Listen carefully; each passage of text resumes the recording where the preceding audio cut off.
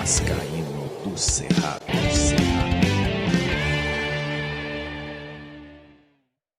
Fala galera vascaína, eu sou o Thiago Fontes, falo de Brasília, Distrito Federal, com uma temperatura agradabilíssima, né, para trazer um vídeo de domingo de tarde aqui para vocês. Estou aqui acompanhando a vitória em andamento do Grêmio, 3-0, o Náutico com um jogador a menos na terceira divisão e o Grêmio na primeira divisão de volta. Esse resultado coloca o Grêmio na primeira divisão. Vamos falar sobre isso, vamos atualizar informações sobre o Vasco. Muita coisa para falar nesse vídeo. Antes vou pedir o seu apoio, o seu joinha, deixa aí o like que é importante para o canal ser indicado no YouTube. Se inscreve no canal e falar da minha parceira, a 1xBet, é patrocinadora do canal Vascaíno do Cerrado. Eu vou destacar um jogo de amanhã, o Fortaleza encara o Atlético Mineiro, estou pagando 2,89 na vitória do Fortaleza, 3,12 no empate, 2,53 na vitória do Atlético Mineiro. Quer fazer uma fezinha nesse jogo? O link está no primeiro comentário fixado, você vai fazer ali, você vai clicar, fazer o seu cadastro, o código promocional é do Cerrado, e o primeiro depósito ou Pix eles dobram em bônus para você fazer apostas aí, junto com a 1xBet, que é parceira do canal Vascaíno do Cerrado. Bom, como eu falei, o Grêmio está vencendo 3-0 fácil em cima do Náutico, com um jogador a menos, fora de casa, né? O Náutico jogando em casa, o Náutico que foi o pior time da Série B, vai aí para a terceira divisão e o Grêmio já é o segundo time a conquistar o acesso à Série A. Por quê? Porque o Grêmio está indo a 61 pontos. O primeiro time fora do G4 é o Ituano, com 54 pontos, né? O Ituano, mesmo que ganhe as duas partidas que faltam, Londrina e o Vasco, ele vai a 60 e não alcança mais o Grêmio. Então o Grêmio já está na primeira divisão. Fato curioso, o Ituano ainda se mantém vivo na Série B. O Vasco só não se classificou ontem de maneira matemática porque um jogador emprestado pelo Vasco, o Vinícius Paiva, vou botar aí o lance, fez o gol da vitória do Ituano no finalzinho contra o Sampaio Corrêa. Então esse gol do Vinícius Paiva, que é jogador do Vasco, mantém, irônico, né? Mantém as esperanças do Ituano de subir e ameaça aí o Vasco e o Bahia, esse gol do Vinícius Paiva. Bacana? Então tá aí informações sobre a rodada que está em andamento, né? Vou trazer um trecho aqui da entrevista do técnico Jorginho lá na Vasco TV, onde ele falou ali do que ele teve que fazer no segundo tempo para vencer o jogo contra o Criciúma, as mudanças, elogia pra caramba os jogadores que entraram, sobretudo o atacante Fábio Gomes. Falando muito sobre a sua ousadia, mas foi uma ousadia hoje necessária, né? Foi muito importante as mudanças que nós fizemos. A gente tem jogadores com características diferentes, por exemplo, o Yuri tem sido um jogador importantíssimo pra gente, um jogador com uma consistência muito grande à frente da nossa zaga, um jogador rápido, um jogador que realmente consegue no 1 para 1 tomar essas bolas, é o maior roubador de bola que tem, mas ele chegou no momento que a gente precisava mudar, e eu já descendo já pro vestiário e falei, Yuri, eu vou precisar mudar. Ele falou, claro, professor, ele sabe, a gente já havia treinado inclusive essa semana com o Palácios, então colocamos um meia de volante, mais um volante, que seriam basicamente dois meias, porque o André é um meia, né, e botar o Figueiredo de lateral direito. A gente percebeu que precisava realmente um jogador ali que pudesse subir um pouco mais, com mais velocidade, com mais força. O Léo passou uma semana que ele treinou pouco, ele teve dificuldades em relação a isso, né, pelo problema que ele teve, então algumas dores que ele sentiu, então a gente estava muito preocupado com as dores que ele sentiu na panturrilha, e logo em seguida a gente também teve as mudanças, a entrada do Nenê, a entrada do Fábio. Há de ressaltar a importância que tem o Fábio, por exemplo, né, saiu algumas coisas, eu não costumo ler, mas eu estava falando inclusive isso agora na coletiva, de que talvez fosse um jogador que já estava fora dos planos. Se o Fábio foi contratado especificamente para esse momento, esse que foi importante. Independente de qualquer coisa, o goleador, o cara, a presença de área que tem, ele demonstrou o quanto ele é importante, né? E o Nenê no banco e de repente entrando no jogo e fazendo a diferença dentro de campo, a entrada do PEC também. O que a gente tem visto é que os jogadores que têm entrado têm dado algo a mais, tem acreditado no trabalho, tem organizado a equipe taticamente, e foi o que aconteceu. Nós mudamos completamente a nossa postura tática para o segundo tempo e conseguimos assim ser felizes e alcançar o objetivo que era a vitória.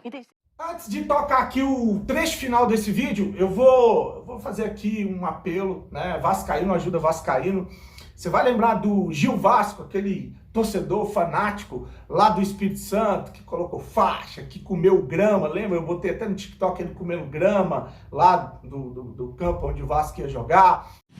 Fala galera, Gil Vasco, esse caldeirão vai virar um novo caldeirão, tá?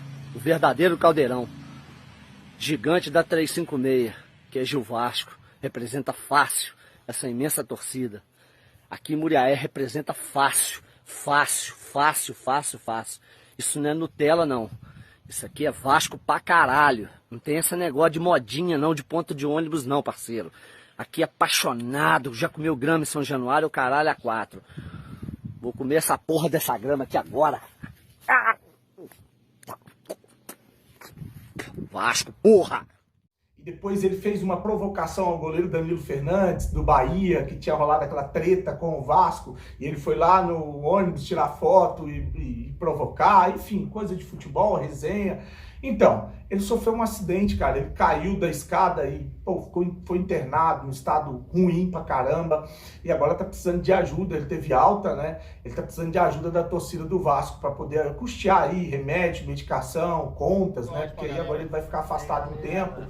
Então, me pediram para dar essa força, estou repassando essa corrente aqui para quem puder ajudar o Gil Vasco, né?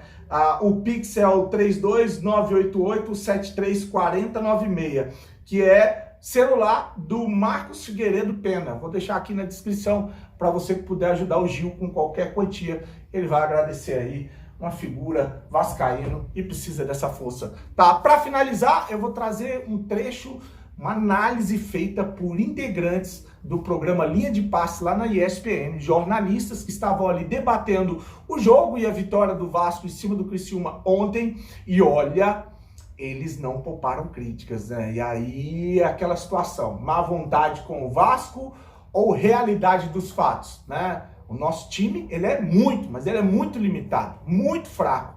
A gente vai subir por conta do que a torcida representou para o Vasco nessa Série B, mas o time sofreu para ganhar do Criciúma, sofreu para ganhar do Operário, sofreu para empatar com Londrina. O futebol apresentado não é dos melhores, jogadores horrorosos que não deveriam ficar no Vasco. Enfim, agora eu vou trazer para vocês aí eles falando que, inclusive o Eugênio fala que, na opinião dele, só o Cruzeiro mereceu subir. Aí eles falam que o time do Vasco é horrível, né? Tá tudo errado. E eu vou deixar aí para finalizar esse vídeo e contar com a sua opinião. Eles estão errados?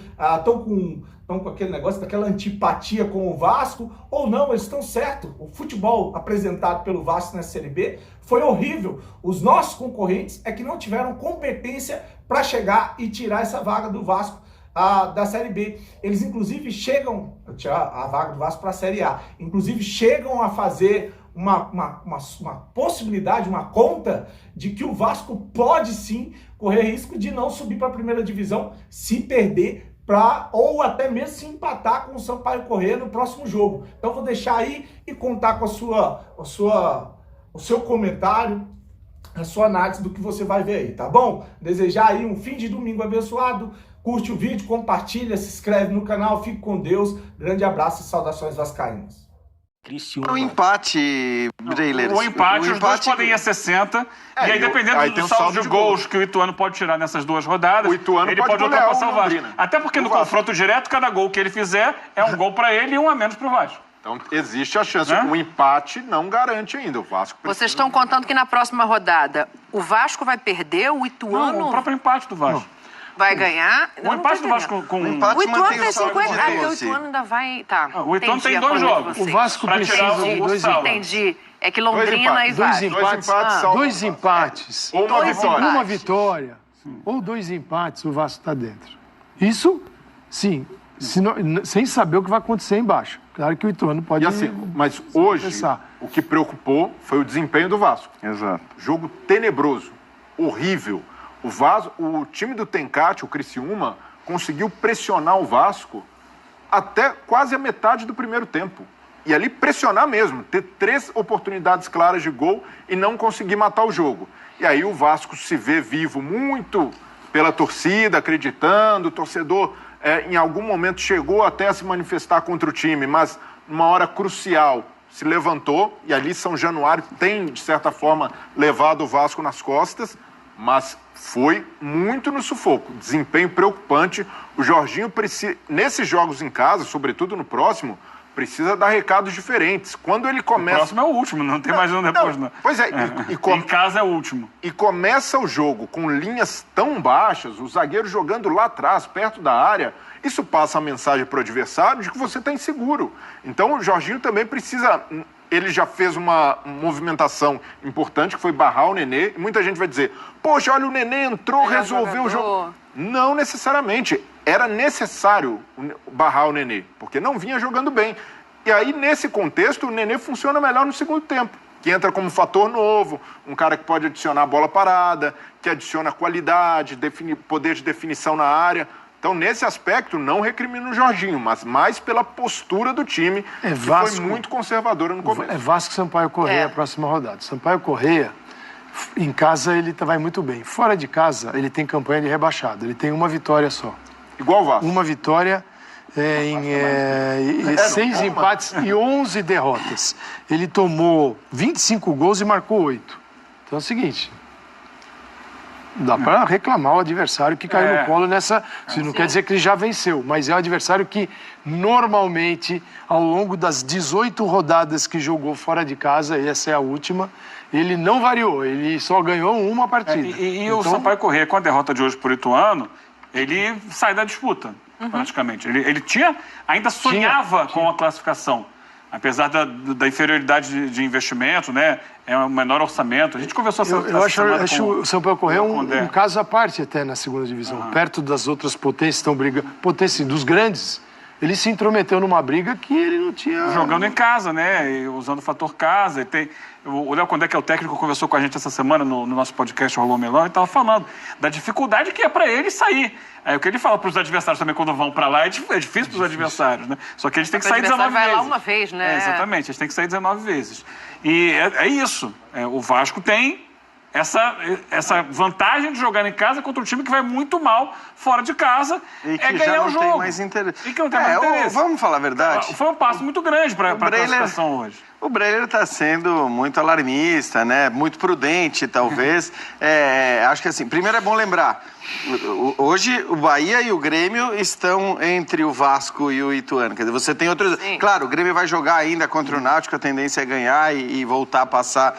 Mas hoje o Bahia está lá, então é um outro fator também. Mesmo que esse cenário catastrófico para o Vasco que o Breyer está trazendo... Botou gente no meio ali, né? É isso, tem gente no meio. Então, agora, vamos supor que o Bahia vencesse os seus jogos, tal, fazendo as contas, porque eu vi você, Dani. Eu tô tentando entender até agora. Mas final de campeonato eu sempre passo essas vergonhas, porque assim, falta quanto, pode chegar a quanto, aí eu me enrolo. É assim, acho que... Melhor ganhar antes, exatamente, né? Vamos aceitar o cenário catastrófico do Breyer. Se o Vasco empatar com o Sampaio Corrêa em casa e o Ituano venceu Londrina por 2-0, vai bastar, caso essa seja a disputa, vai bastar ao Ituano vencer por 2-0 o Vasco na última rodada. Porque aí ele passa no saldo de gols. A prudência do Breyer... Não é muito prudente. É que o Vasco abusou da margem de erro, não saiu do G4 e vai subir pelo alto índice de abstenção dos adversários. Dos outros. Os caras tiveram oportunidade. E o histórico, né, Breyer? O Vasco, caso volte à elite do futebol, não merecia? Não é isso. Não é que não merecia. Os outros mereceram menos. Os adversários... É a história do cachorro mordido por cobra. Só o Cruzeiro mereceu, né? Em cima disso, só o Cruzeiro mereceu. Porque as campanhas do Grêmio, do Bahia, do Sport, todas são vergonhosas. Todas são vergonhosas. Então, o Grêmio, inclusive, que pode ganhar amanhã e se classificar. Na Série B, que diziam a maior da história, os grandes clubes. E a tendência é que subam os 4 clubes campeões brasileiros, acho que assim, mas sem fazerem grandes campanhas. Agora, tem uma máxima do futebol, né? Que muita gente não gosta. Hoje era uma decisão pro Vasco, era uma final de campeonato. Final se ganha, não se joga. Do jeito que deu, mas o problema é que não foi só hoje que isso aconteceu, né, Eugênio? Sim, mas então, eu acho que assim... Sendo assim, as decisões... A outra decisão foi outra virada, contra o Londrina. O Vasco perdia o jogo aos 43 do segundo tempo e tirou do nada a virada, e não era nem em casa. Eu acho que é importante o Vasco pensar, e assim, né? Claro que tem que curtir... muita coisa errada no Vasco. Tem que curtir, mas se não subir, vai ser pior ainda. Claro. Tem que curtir a subida e tudo mais, mas assim, curtir a subida e uma hora depois... já estar pensando no que ele vai fazer para a Série A, porque tá muito ruim. Quer dizer, tá muito ruim. Vai subir, provavelmente vai subir, a gente acha que vai subir, mas imaginar que esse time... E aí acho que é pensar em tudo mesmo, tá? Eu sei que acabou de trocar de técnico, exatamente, o nome do técnico é para se pensar também. Mas a quantidade de Fecha aí, tempo que o Vasco passou na história, né? Na segunda divisão, é um absurdo o tamanho do Vasco. Só para pontuar, é uma outra história, até porque o Vasco, a partir desse momento, poderá passar sim pelo planejamento da SAF. Sim. Porque a SAF chegou, mas não chegou, que ela não pode fazer nada até aqui. Então, a partir de agora, subindo, é uma nova história que começa. Vamos ver como é que vai ser escrita essa história. A ver, vamos ver o que vai acontecer aqui, esse premonitor do caos, que foi Breiler Pires para o Vasco da Gama.